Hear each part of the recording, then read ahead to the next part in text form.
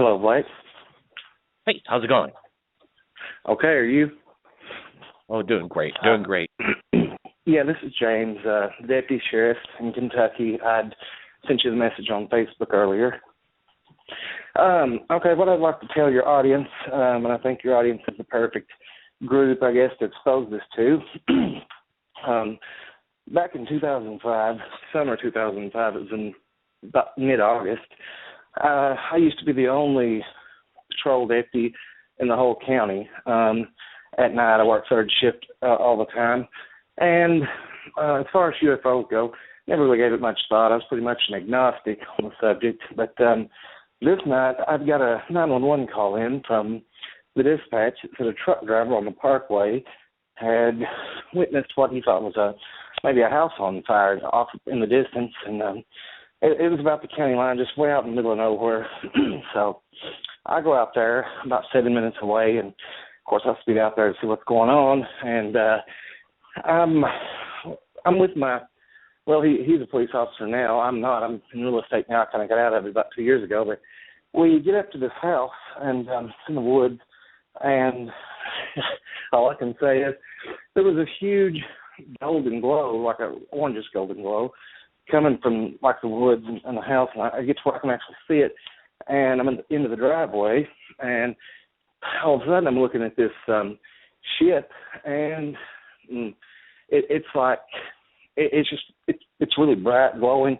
Looks like molten metal, actually, about the same colors, but it has all these other colors just kind of dancing around it. There's not a particular light source. There's no light bulbs, nothing like that. It's just kind of like iridescent. But anyway, it's about 15 feet up above the roof of the house. It's a two-story house. And so me and my... Hold on a second. Okay. You saying this thing was just 15 feet above your home? Well, not my home. It's the home that was called in. Yeah, it was about 15 feet above the home. Wow. Now that's what I'm talking about, unidentified flying objects, UFOs. You know this isn't a star, right? You know this is something that you've never... Yeah. Yeah, definitely. No, this is not a star, and it's not a weather balloon either. Anyway, I didn't even say a word to my little partner, I guess you could call him at the time. We just both got out of the car, and we just both had the doors open. We just looked, and we just stared, and it was just really odd. I mean, you see something like that, and it just... Well, I had a lot of fear. I'll put it that way. It was just really a lot of fear, like I was froze solid. I couldn't do nothing. It was just like my thought process just shut down. I couldn't do anything. I had this really strong urge to go for my gun because of the fear, but I just could not do it. It's like my hands wouldn't work. But we were staring at this thing. Neither of us said a word. And I don't know. I mean, I couldn't even really move my head to look. I was just in amazement looking at this thing. And anyway, about 5 to 6 minutes after we were staring at it, it just shot up. I mean, I'm guessing about a good 80,000 feet. I mean, way up. And just stopped. And then about 3 seconds after it stopped, it just shot off in an angle, shot into space. Just, you couldn't even see it anymore. I mean, it just disappeared. And I mean... I don't know. After that, I just got in the car. My friend got in the car, and he's like, "What are we going to do about this?" I said, "I don't know." And so let's just get out of here, you know. And so I just got away, got back to town, just back to it. Yeah. Hit the gas. Let's get out of here. Yeah, exactly. I mean, but still, I don't know. I felt. Go ahead. Yeah, that's wow. You know, this is what I was just talking about a few minutes right before you called. It's looking for the extraordinary. And what do you think was this a natural phenomenon, you think? You say it looked like molten lava? It was the color of molten lava. It didn't actually look like molten lava. It was just the same orange glow, kind of goldish glow. Yeah. That's molten lava, or molten metal, actually, I should say. And how fast? You said it took off straight up. How far did it go up until you lost sight of it? Well, it went up, I'm going to guess, about 80,000 feet, and I say that because it went up quite a bit higher than the 30,000 feet that a jet airliner would travel at.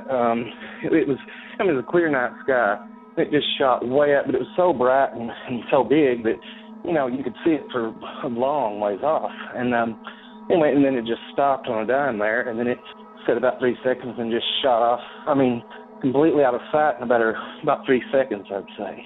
So, you what know, about this? and what do you...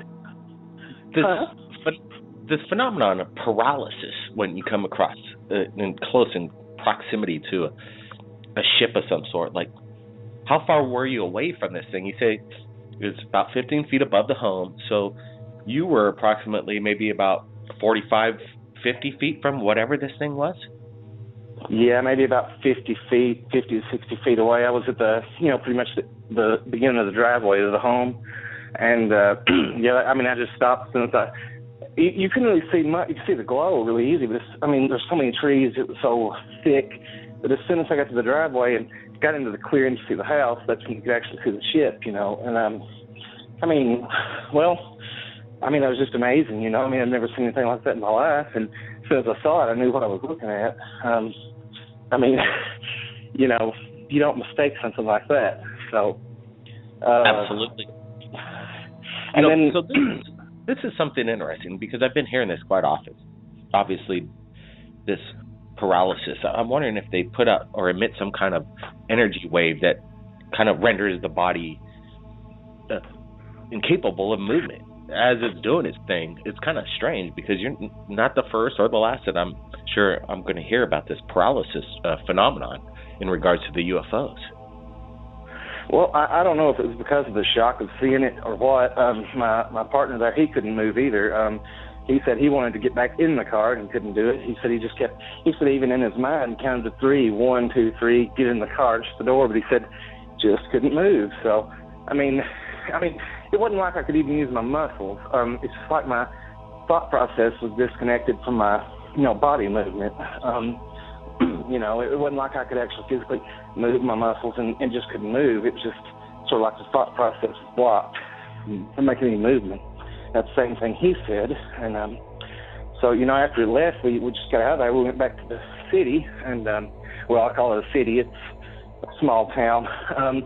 And we thought, you know, I thought, what are we going to do about this, you know? And the dispatch wanted to know if they should send the fire department out. I said, no, just a false call. You know, I didn't tell her what I actually saw because I didn't really want to lose my job.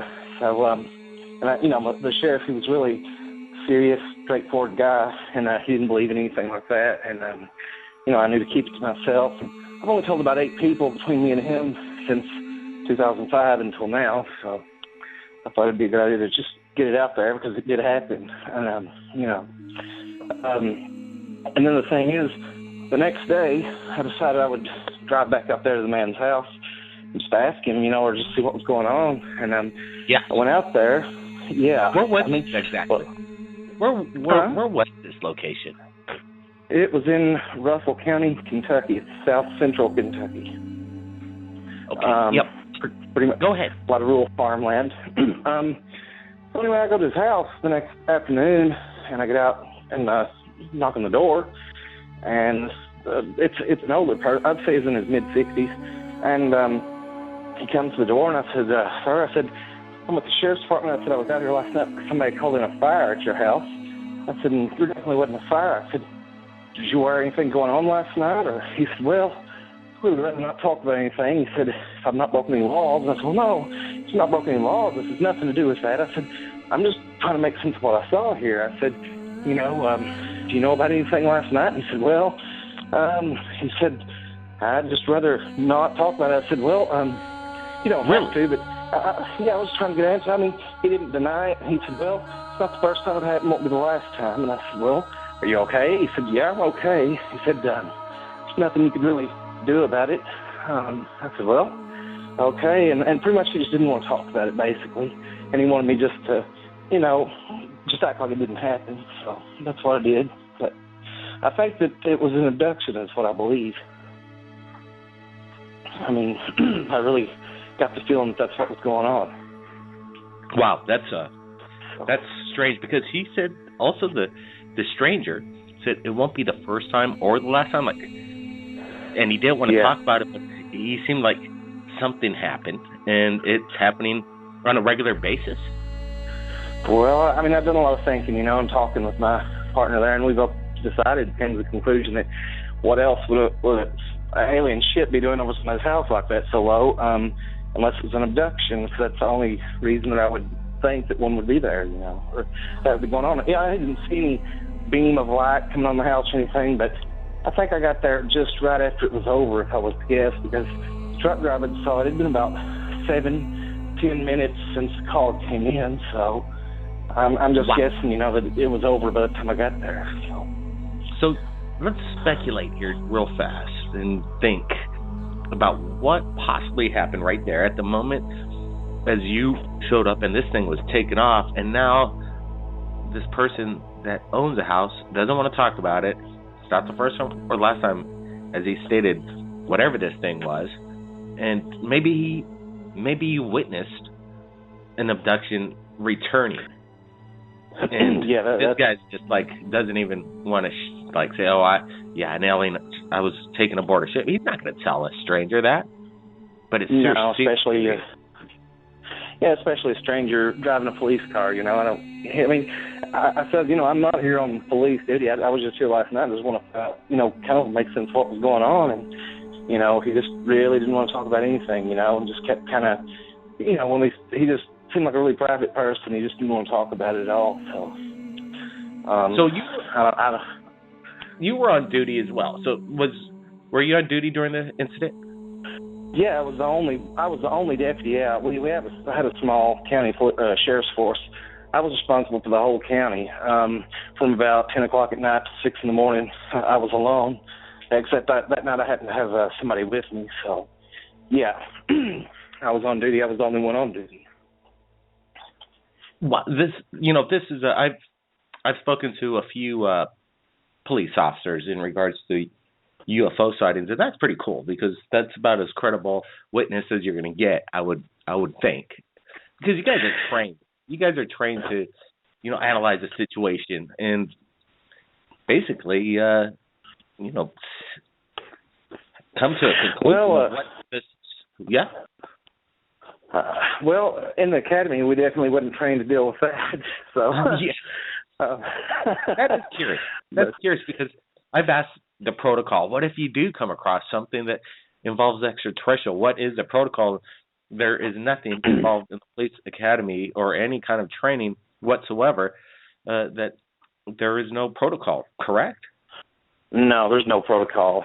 Period. I mean, no. You just if something like that happens, you just deal with it in your own way, and that's what I did. And I thought it was just best not to tell anybody because, if the sheriff thought that he had a UFO nut, he would think, for the safety of the county the whole night, well, then I don't think I would have lasted very much longer. So I swore my friends to secrecy, and, he's the one that actually got me to call into your show. I thought it'd be a good idea to actually let it be known on your show. So, and I'm not in that line of work anymore, so it don't matter anymore anyway. So okay, I would tell the world.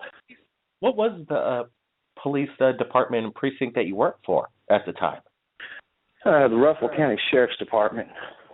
You say you have your friend that witnessed the same thing that's trying to call in or shared his story as well to Third Phase? Am I missing something?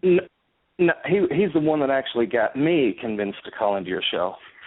Oh, great. Oh, that's cool. Is he going to call in, or that's amazing? That's quite amazing. I don't know that he will. I'm not with him right now. I think. Well, actually, there's about a foot and a half of snow on the ground here. I guess he's stuck somewhere. But yeah, he just thought. Go ahead.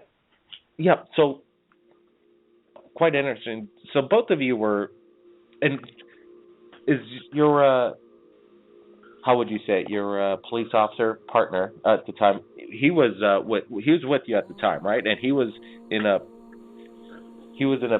paralysis state as yourself. Yeah, he was actually 20 years old at the time. I was 25. He was actually you can't be hired until he's 21. So he was actually riding along with me and a few others, just trying to get all the experience he could before he turned 21. But he's currently a police officer right now.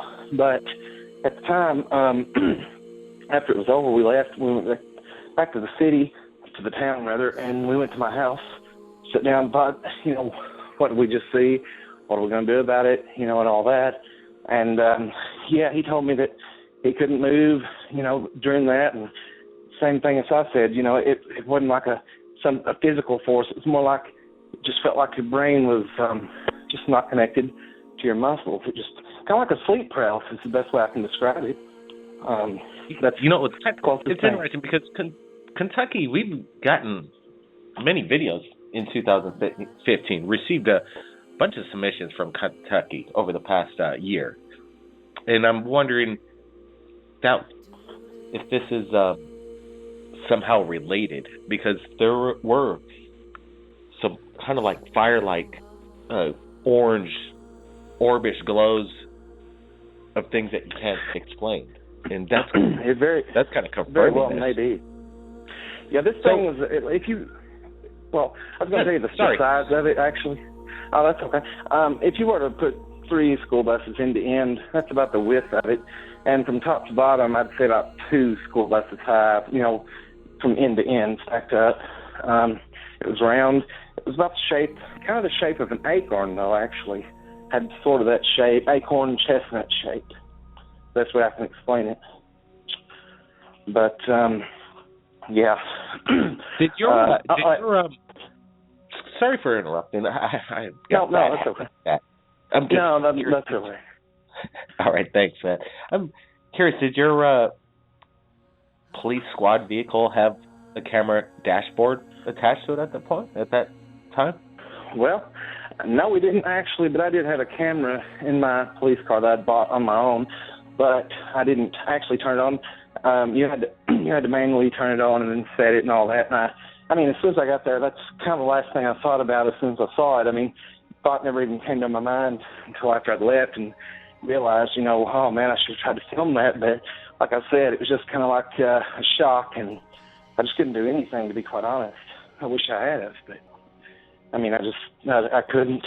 And something interesting, last night I was on YouTube watching Travis Walton tell about his real story opposed to the movie depiction, and the ship that he described in like an orange glow like that is a lot like the description of what I saw. I just kind of put 2 and 2 together last night, so. There's many acorn sightings around the world, and they resemble exactly how you described this, and that's it's not unusual by any means. It's just quite unusual is that with 2 police officers, well now one was a police officer, one was in training, and they can't explain what's going on. And then the backup follow-up is true investigative work on your part. I thought, wow, that's really cool. You went there the next day and try to just ask simply asking questions. And you kind of got the answer in a vague way, as it kind of turned out, it seems. Yeah, I mean, just common sense would tell you that, what else would a ship be doing there at all? And then he didn't want to talk about it. Something pretty private, apparently. So I would imagine I put 2 and 2 together, and that's what I could come up with as far as what happened. Well, you know what? Let's bring on some callers, and maybe they might have some questions for you, because this is pretty much breaking news. This is an incredible story, and maybe you could convince your friend that convinced you to call in on the show to back up your story. I'll talk to him. Like I said, he's an actual police officer now. I don't know if he would, but I'll try to get him to. Yeah, we don't have to say his name or rank or wherever he's working. We could just say and I think he'd be safe on that end, and we know. Yeah, I may convince him to do it.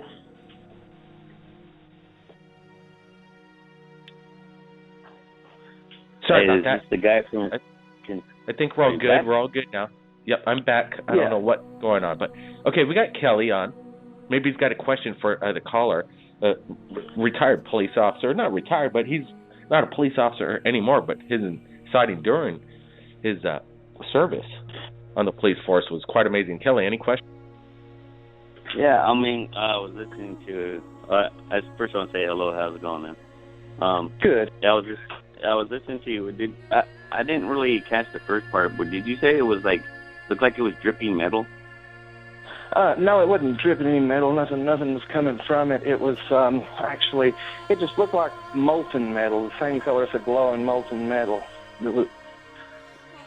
Was it coming off of the aircraft? No, I didn't feel any heat from it, anything from it. It never made a noise, too. I forgot to add that. No noise. No insect noise, actually, too. There's no insects. It was the middle of summer. There was locusts that are really loud in the woods. Absolute dead silence the whole time it was down. Well, the only reason I was asking was because I thought you said that you'd seen like molten metal. And there was like a story I ran across. One time there's a guy who's seen a UFO doing the same thing, and he found a metal, what they call it, a shard. It looks like it kind of looks like an icicle or something, but made of metal. They even tested the metal on that, and it was, So I was just going to suggest if you guys, go back to see if you can find any metal. Anything that would have came off would have been on top of the roof, that's for sure. But like I said, it wasn't actually hot. It wasn't dripping anything. It was just the glow and color of just a vial of molten metal, that orange glow. Were you ever compelled to draw your weapon? Yes, I was actually. Really? I wanted to do that, and I just, just for safety. Well, I don't know, safety, fear, whatever you want to call it. But anyway, I couldn't do anything. I was just stuck there, just froze the whole time. I couldn't do anything. I really wanted to draw the weapon. From just a little bit of self-assurance, but no, that it didn't happen. Would there be anything else you would do differently now that in hindsight, if you had a second chance at this? I would have definitely turned the camera on, for starters. Yeah. And other than that, I don't really know. Thinking about it now, what good would it have done for me to draw my gun at the time? I mean, I don't think it would have affected any, and for that matter. But, in hindsight, the only thing I would have done different. Do you think it would have been reasonable cause to enter the premises in regards to maybe a safety concern after seeing some kind of strange molten acorn glowing orb shoot off above somebody's house and go, maybe I should go see what's going on in that house and see if anybody's okay at that time? Well, I thought about it, and I thought, on the drive back, I thought, is he okay? And I thought, well, what am I going to do? I'm just going to somebody's home, and then if they complain or whatever, which you very well may have, just and then one of us will say, well, there's an alien spaceship over the top of your house, so I thought I would check to make sure everything was okay. I mean, sure. The way with the sheriff's attitude, demeanor, I would have definitely been fired for doing something like that. So I wanted to, but I knew better than to. Kelly? Yeah, I don't know. There's no noise. I mean, me and the wife were just talking now, like, just even seeing something like, the first startling, that's why most people say they would, they overcome with fear. But I mean, to see something like it would be. So you're saying it was about a bus length and then a double-decker bus height? No, it was like end to end. The width was about 3 bus lengths long, and the height about 2 bus lengths. I mean, not just a bus stacked on top of a bus, but turned up on its end. I'm going to say about maybe 60 feet from top to bottom. Wow. That's pretty big. Let me ask you this about, do you think that you might have interrupted something, or do you think you were meant to be there? Well, it probably almost felt like you kind of intervened in something, maybe, or, I just had the feeling that whatever happened was pretty much finished by the time I got there, because if the truck driver, when he first called in, about 10 minutes afterwards, about the time I got there, so they had at least 10 minutes, and probably who knows how long before that. I mean, it was about 3 o'clock in the morning, nobody was out, and the truck driver happened to be the only person, I guess, on the parkway at that time to notice it. So I don't know how long it was there beforehand, but the fact that it was there only about 5 to 6 minutes after I got there kind of tells me that, the deed was done, basically. So how did the report come in from the truck driver? What was it stated to get you to this, to investigate what was going on? He had called 911. he looked, and from the parkway, it kind of goes through the center of the county, and he had called in and said that it looked like he'd seen a lot of glowing light, orange light, looked like maybe a house or a field might be on fire. That's the call that came in, so that's how I got the call in the first place. Wow, and that's how history is made, by a truck driver keeping his eyes out, not sure what's going on. Safety concern, definitely a fire going on in the fields, but wow, this is amazing. I swear, this is, people, third phase of moon, this is something special, right? I know everybody's been listening in. Go ahead.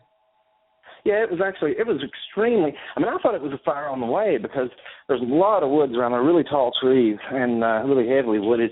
And, I mean, about, I'd say 5 miles away, you could actually see the glow. It looked like something really was on fire, so I could see why he called that in.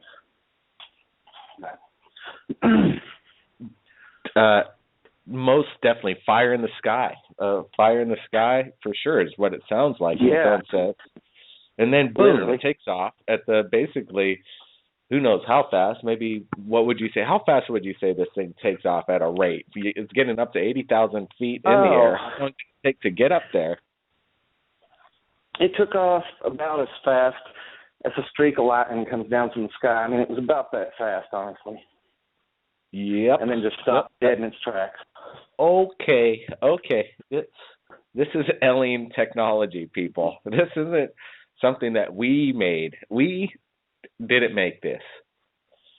We might have the tools now that it's we might have some of this reverse tech in our possession, but wow, what an incredible story. Yeah. This is appreciate you calling in. Let's follow up and see if you could get your buddy on to follow up, and you shoot me a Facebook if that's possible. That's insane, your story tonight. Appreciate it. Could you give everybody your name again? And if you got any photos of you, shoot me a photo if you'd like, as a picture of you in your police uniform. That'd be really, really cool. So people know who. Yeah, I can actually do that. Yeah, my name is James. Last name is Bunch. Right, James Bunch. You heard it from them. Now the world just heard your story, and they're going to be blown away. So get me that picture tonight via Facebook somehow or another. I got to get this information out on our Third Phase of Moon YouTube channel, right? Okay, it'll probably be tomorrow before I could actually get the picture out. But I will get it. All right. Well, we'll try, and I wish I could get it like within 2 hours or an hour or now because I got to get this out tonight. I'm kind of stuck here in a foot and a half of snow, and don't really have access to that right now. But I'll do it first in the morning. Okay, yeah, we'll share it on Facebook so everybody gets to see that. James, again, thanks a lot for sharing your story. I'm glad you reached out to Third Phase of Moon via Facebook. How did that correspondence work out? I know people want to reach out to us.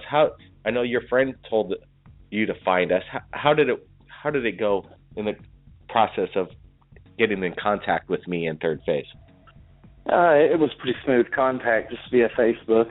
I mean, he just convinced me to do it. He said, since you're no longer a police officer, you don't have to worry about losing your job or anything else. He said, why don't you just expose what happened, to the masses? And he said that'd be the best route to go. And I said, well, okay, I'll do it. So, yeah, I'm a little bit nervous even telling it, but, yeah, I mean, it's true, so that's all I can say.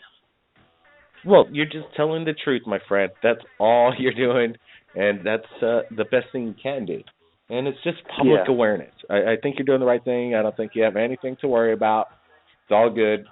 There's millions of people out there that see incredible things every year in the United States alone. So that's super cool. James, again, thanks for sharing your incredible UFO experience. In my opinion, an alien craft of some sort. Whatever it was, wow, it was a wild, wild ride tonight. James, appreciate it. Yeah, you're welcome.